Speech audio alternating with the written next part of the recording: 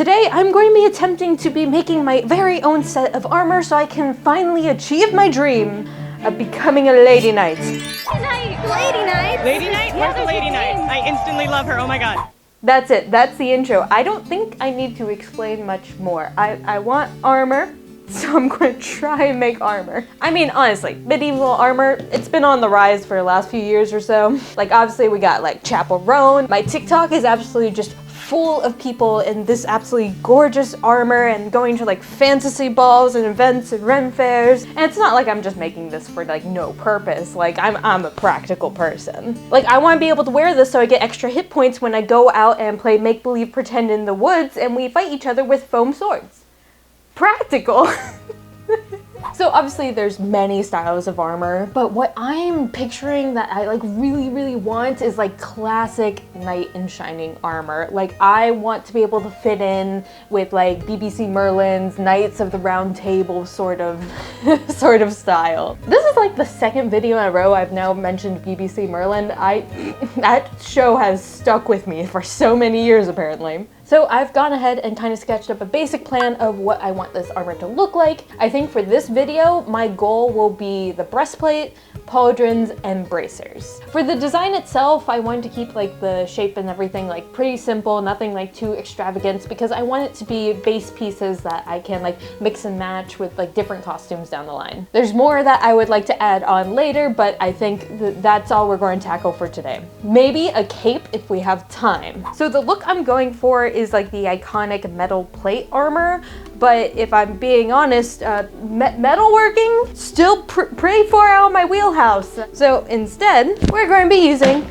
leather. The leather I'm going to be using for this project is 8 to 9 ounce veggie tan leather. So while it won't be metal plate armor, it will still be nice and sturdy. And also, honestly, one of the best parts about doing a leather project is that the entire time you get that good leather smell. I don't know what it is about leather, but ever since I started using it for like bookbinding projects, I'm just obsessed with it because it's so distinct. Like the whole time, it reminds me of like old bookshops or like shops at like the Ren fair. It's just such a distinct smell that just smells like quality. And speaking of quality smells, I think it's time to tell you about this video's sponsor, Scentbird. Did that feel like a natural segue? We'll say it does.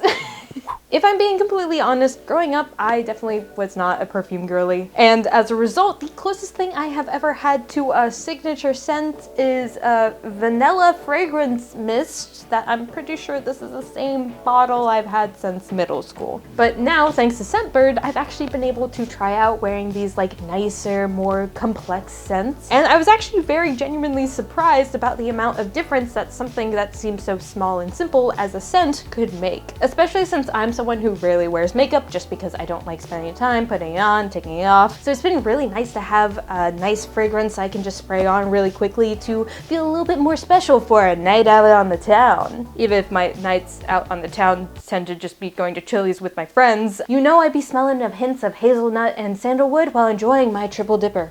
Scentbird is a subscription service that allows you to try out high-end perfumes or colognes each month. Like before, I had no idea how expensive like one bottle of perfume was. So the fact that you now have the option to change up scents each month, either to try them out or just to try something a little bit different, and also like a lot more affordable with Scentbird. They also do such a good job like breaking down and describing all the scents that they have on their website. As someone who had no idea what I wanted going into it, it was very helpful. So here are the scents that I got this month, and they also come in these absolutely adorable little magnetic carrying cases and like really pretty colors. The first one I got was actually a strawberry shortcake collab that they had. I'm someone who definitely loves really sweet scents, but you know, sometimes they can get quite overpowering. This is like the perfect blend between sweet strawberry, but not too much. And it's just been like a really fun day-to-day scent to go with. At the next level was Sunset on Capri. That is a little bit more of like a fresh citrusy one, using hints of mandarin, peach, and lily.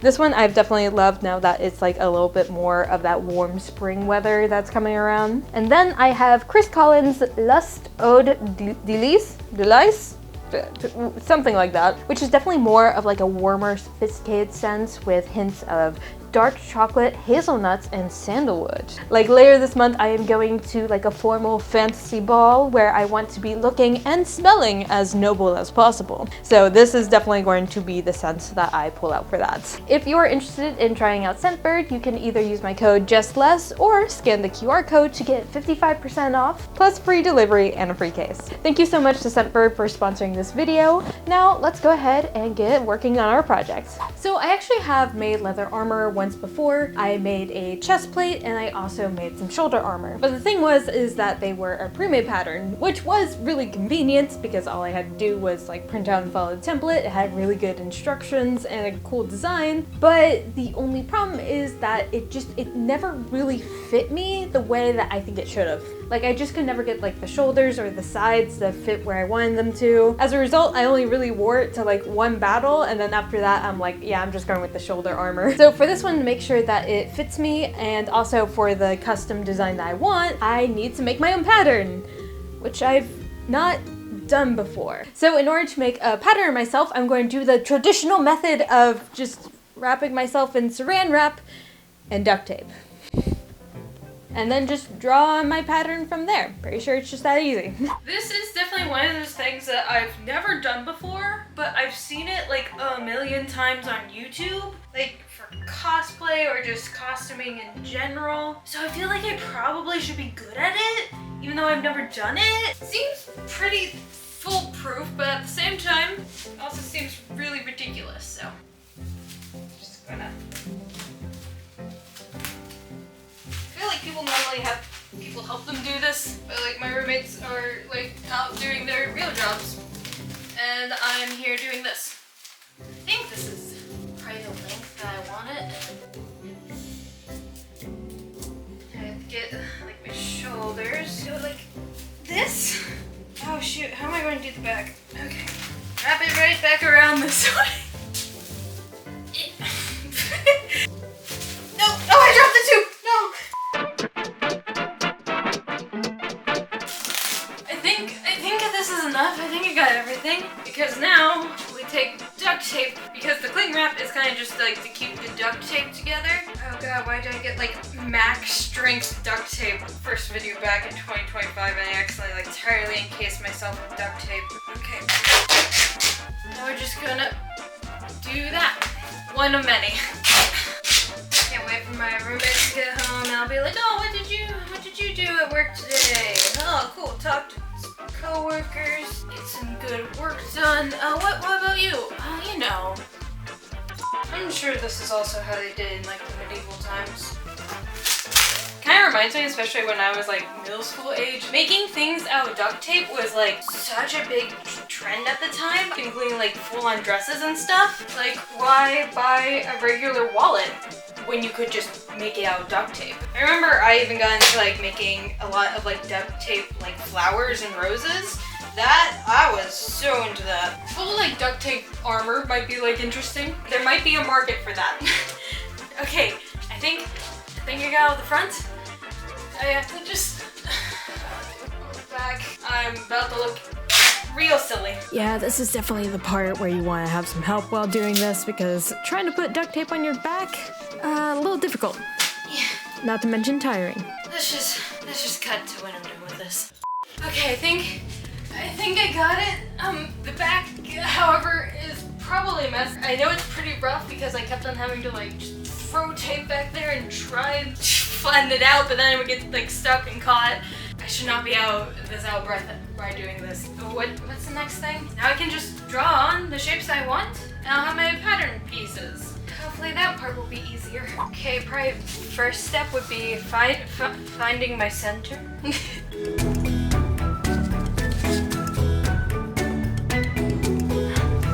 There we go. So I think point would probably be good about here. There we go. I suppose I'm probably just going to pick one side and say that's the correct side so it's symmetrical. Let's say from here, probably about here. Oh, Sharpie, please don't be running out on me. I can't go to Walmart to get more Sharpies in this state. I guess I'm just going to eyeball this curve here. There we go. Just the neckline right there. Unfortunately, I don't think I can like draw anything on the back part. I'm not even entirely sure what I want the different pieces to be. So I'm just going to cut it off and then see what I can do from there. Oh god, I want this cut off. Oh, it's attached to my hair. Please release me. Yeah. Like a lizard, I have shed my skin. Man, I really did do a bad job with the with the back. I think this should still work. I feel like I need to take a break after that. Oh lord. Okay, from here, I just start carefully cutting along the lines that I marked out with the goal of taking this custom 3D mold and turning it into 2D patterns. And now that I could actually reach the back, I just sketched out some loose patterns kind of resembling the front. Nothing too detailed, just something quickly breaking it down. Okay, now that I have everything cut out, theoretically, these are custom pattern pieces that should fit me perfectly, but that's only theoretical. And theoretical is not a good place to be when I have to cut this out of expensive leather. So for the next step, I think I am going to be taking these patterns, transferring it over to EVA foam to see if I cut everything out again, if it'll fit back together. Plus, I also need to add like seam allowances for where like the rivets are going to be, where it's going to be overlapping to make sure that I cut everything out correctly. As much as I would love to just jump to having cool leather armor and not needing to make a mock-up of craft foam. Craft foam is a lot less expensive than leather. This isn't even the good EVA foam. Cool. Time for tracing and cutting montage.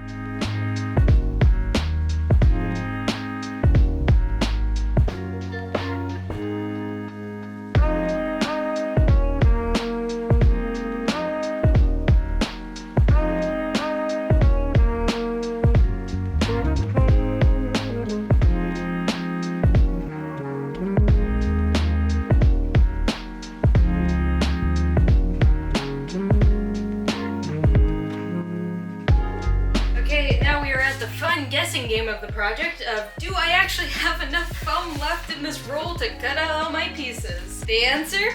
Maybe. I think if I'm creative and careful, maybe.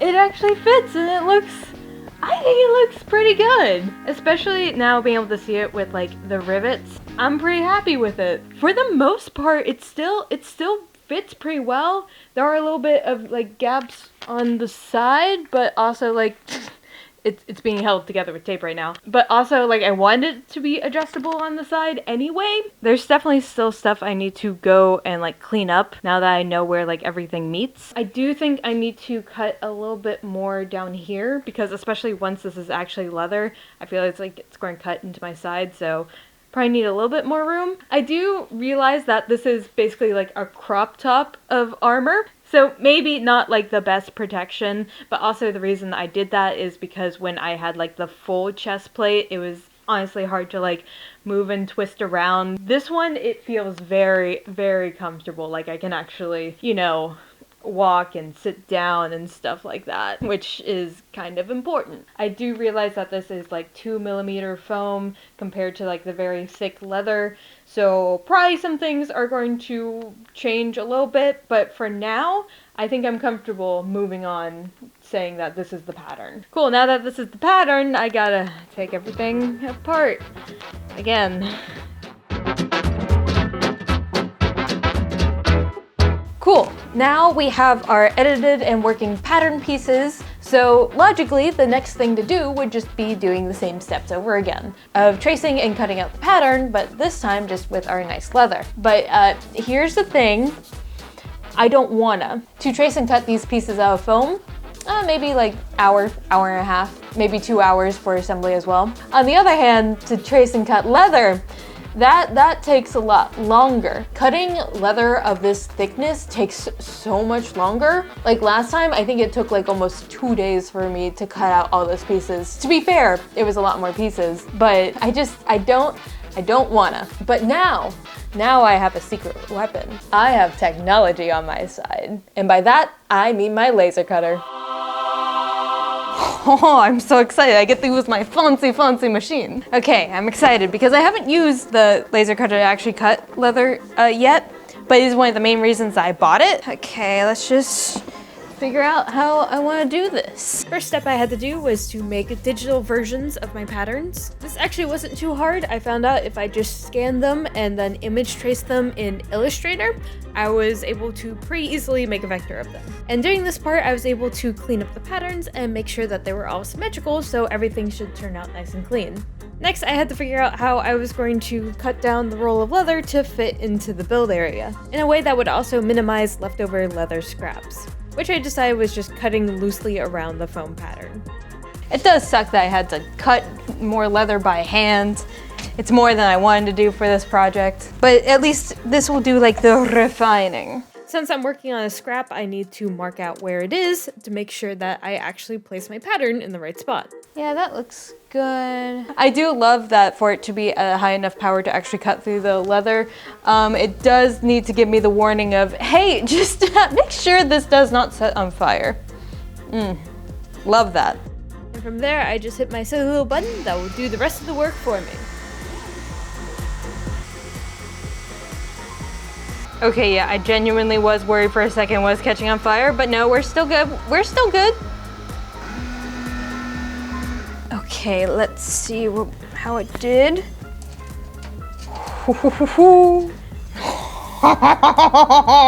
I don't know why, like, I'm doing French laughs, but like, a perfectly cut piece of leather with already like perfectly punched rivet holes in like, what, a minute? This probably would have taken me like 20 minutes to do by hand, and now it's just done. I'm never going back to the box cutter. You can't make me. Like, yes, I did have to spend a little bit more time like making the patterns digital so I could cut them out. I do have to cut down the leather so it can actually like fit in the laser cutter, but if that's all I have to do, I am happy. I am fine. So it did end up being kind of a tedious process of having to cut out the scrap, mark it out in the machine, make sure the vector is set correctly. So it does take a few minutes for each piece, but I would say it's definitely worth the trade-off for not having to do the manual labor of cutting the leather, punching the holes, plus I also get the option to engrave designs onto the leather, even though mine is just simple lines for this project. I literally have a machine that's meant to do everything perfect. I still messed it up. I had to move the pattern over a little bit. I missed these 2 rivet holes, so the rivets aren't right. I can recut the holes in like the right spot, but there's still going to be like an extra hole like right on the front. And unfortunately, one of the pieces is just slightly too big for the laser cutter, which unfortunately does mean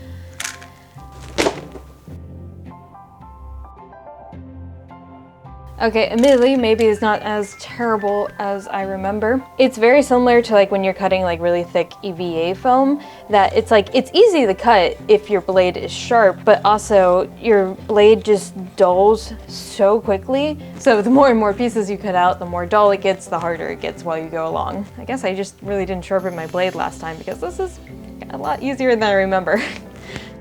Okay, that part might be easier, but I am still taking it back to laser cutter to do the rivet holes. Ain't no way am I doing all those by hand with the evil hole puncher. My palm was hurting for days during the last project because of that.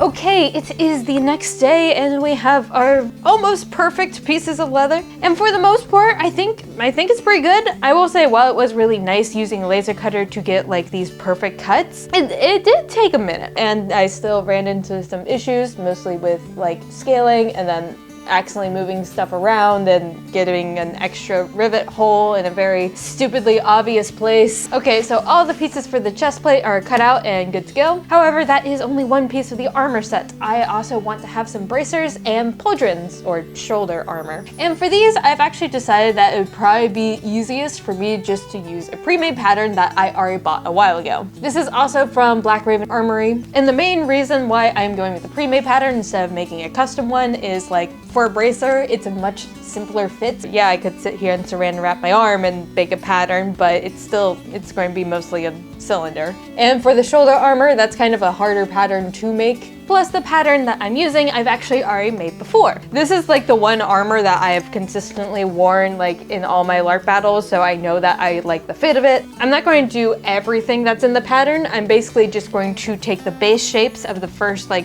part of it, and that's going to be my shoulder armor. And the best part is that the patterns are already in a PDF format, so it's really easy for me to take them, vectorize them, make any small changes I want, and send it directly back over to the laser cutter. I do want to point out, it is completely possible to do this entire project by hand without a laser cutter. I just have the choice to use one, so I'm using it.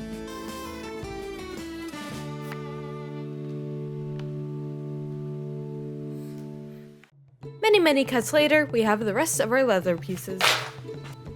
There are a few things I have to do to like clean up these pieces, but then we should be good to start actually assembling and seeing if these actually still fit into armor. Okay, first thing I'm doing is I'm taking this thing that I think is called an edge beveler and just scraping along the top to round out the sides. Does it have a big impact on the final look? I don't really know, just all the other crafting YouTubers do it, so I do it too.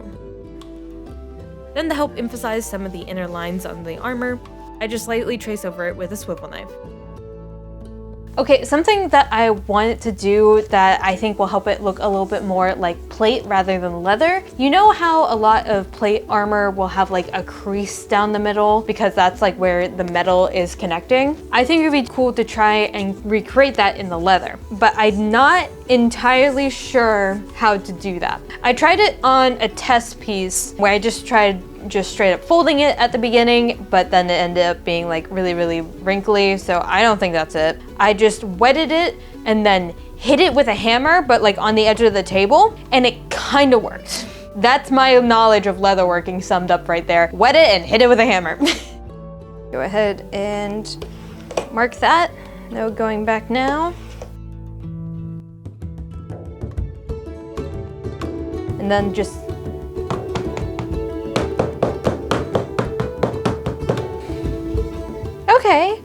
Okay, I think that's working. Yeah, it's kind of got that point now. It's not like as sharp as like real metal would be, but I think this is the best I can do.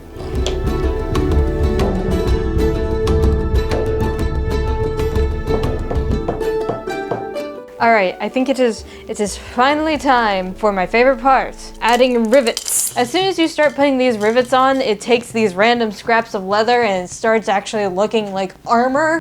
I'm going to wet the leather again, because right now all the leather pieces are laying flat, but as soon as we start attaching them, they're going to have to start folding into the right shape. So adding a little bit of water will help.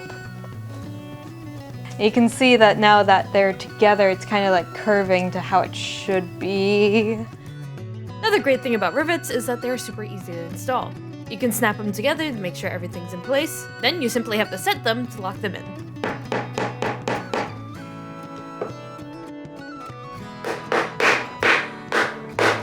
Okay, for the most part, it's going good. I ran into the first issue with pieces aligning. For the back collar on the back piece, it creates this like weird point. Even with it riveted down, it still creates this like really weird point. I know I have scoliosis, but it's not that extreme. But good thing is, this is our pattern and we can edit it how we see fit. So I think the best thing to do would to place this so it's basically flat on top of this one, which does mean that we have to move it down a good bit. So hopefully that doesn't mess with the fitting too much.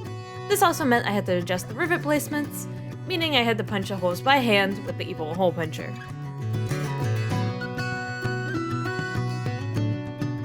Now that it aligns, I need to just fix this area. I don't love the fact that I'm doing this on the leather, but it is what it is. Like nothing ever happened. With that minor adjustment, that finishes it off for the chest piece, and now time to move on to the bracers. The bracers were a really simple pattern, plus it lays flat, so it was a lot easier to put together. Only real difference is that on this one I actually end up installing eyelets, because this is going to be used for lacing later. Another piece of hardware that's super easy to install but gives a nice clean finished look. Alright, now on to the shoulder armor, which again is a pretty simple pattern. It's just a little bit harder to put together because it has a lot more tension on the curve, so you have to pull it a little bit more to get the rivet holes to actually line up.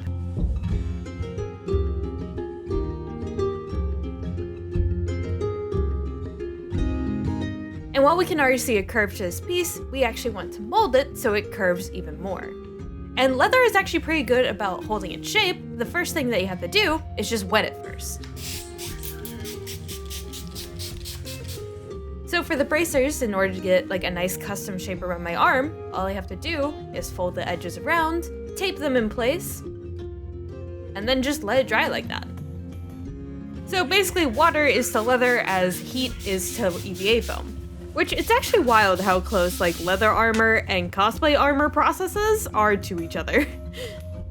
You know, it is kind of funny. Technically, this armor, to get the similar style, I could have used either EVA foam or Warbler or something like that to make it more like cosplay armor. But specifically, since I want to be able to use this in a LARP, I needed to use leather. Which I do find it funny that it's like for our imaginary pretend battle where we're throwing around like foam swords and arrows. The armor has to be real though for it to account for my imaginary hit point. Everything else is fake, but by God, the armor has to be leather or plate, which in a way could come off as kind of like gatekeepy or pretentious that you need to like get this more expensive stuff to play a game of make-believe, which I do appreciate the fact that it does kind of keep it a little bit more based in reality. Plus it's kind of cool to have a hobby that encourages people to get into these kind of more traditional things like leatherworking.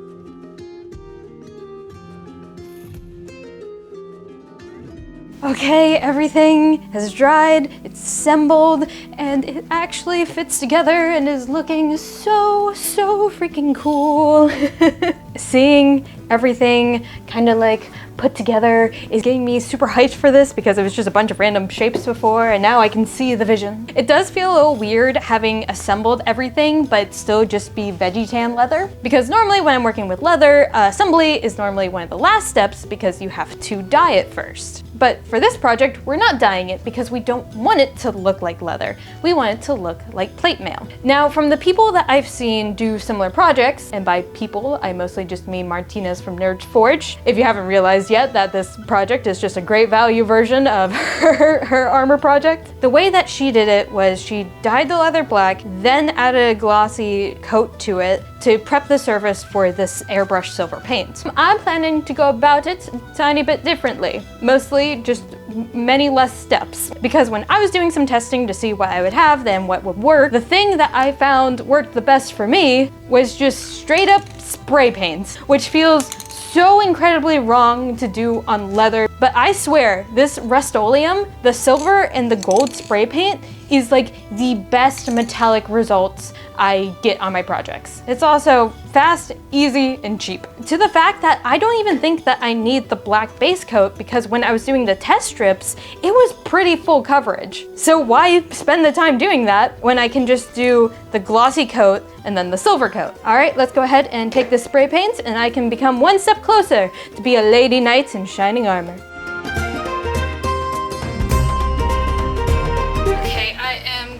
Starting with one of the bracers because it's one of the smaller pieces in case I mess up, even though I don't have any more leather, so it's not even like I could remake it, but you know, makes me feel a little bit more confident starting this out.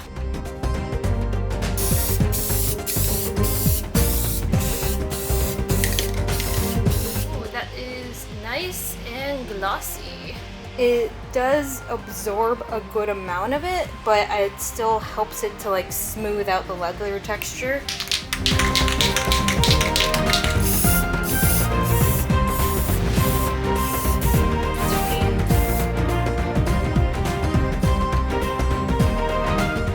looking pretty good.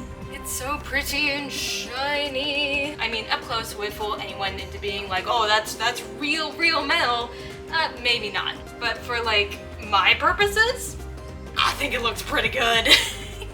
Alright, time to do the rest of the armor before my light is gone.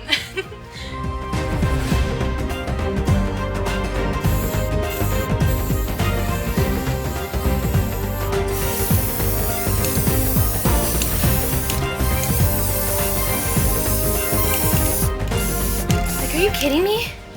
Are you kidding me? That looks so freaking cool.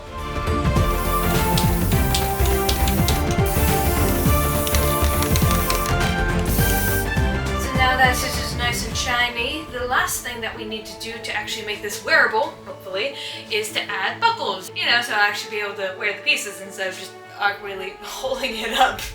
Luckily, buckles and stuff, not that bad. As you can expect, a belt is pretty straightforward. It's just a strip of leather with a couple of holes in it. I'm using a template that came with one of the patterns, and I'm also cutting it by hand because I'm using a way thinner, more flexible leather to do so.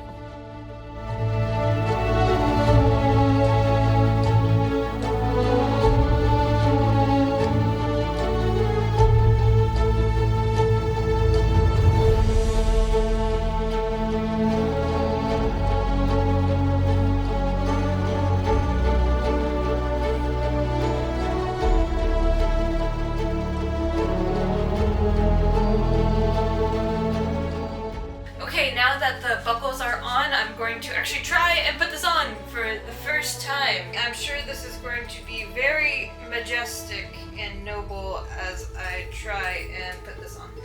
Okay, let's see if I can like shimmy in here. There we go. Okay, up the other. Now for the sides. Oh god. While the belts and buckles were placed fine, they're just really hard to grab at this angle. But once I got it on, it actually fit really well. Okay, with that confirmed, now it's time to move on to attaching the shoulders, which means even more belts that I decided I did not want to cut by hand.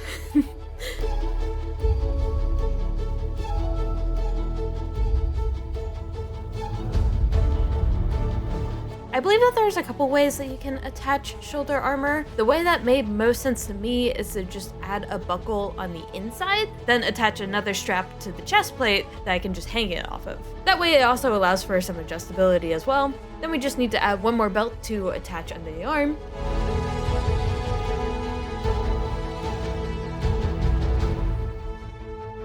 And our pauldron is good to go. And lastly is our bracer, and the only thing that we have to install here is a piece of string. Because this one we just need to lace up. Which positive is that I don't have to make any more belts or buckles. Negative is that it's really hard to tie a string with only one hand.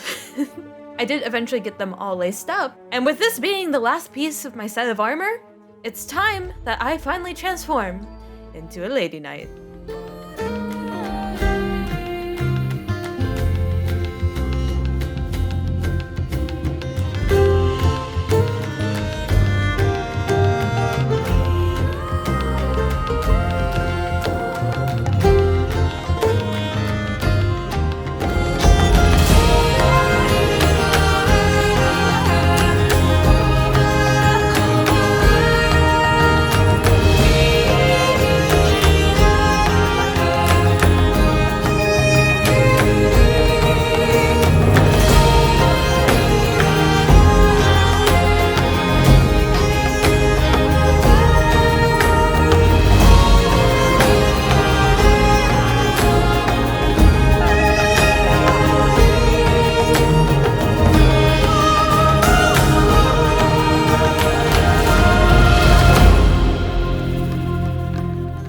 This seems as good a spot as any to do a little outro. This is a public trail, so I kind of want to hurry it up before someone finds me like this. Overall, I think I'm pretty happy with how the armor set turned out. I don't know where it went. The Florida Wild scare me. Oh, they're back. I'm moving. Okay, take two. What was I saying? Oh yeah, overall I'm very pleased. I like the way that the metal turned out. There's definitely more I want to add to this kit. In particular, I think some like hip armor or like shin armor whatever it's called, would kind of like balance out the entire outfit to feel a little bit more special. If you so happen to stumble upon this channel and made it this far in the video, please consider subscribing. I do a lot more silly projects like this. If you want to know more about my LARP adventures, I have a few vlogs of those. And of course, thank you to these lovely Patreon members for helping support the channel and help me continue making these funny, silly projects. And as always, I hope that you enjoy this video, and I will see y'all in the next one. Bye!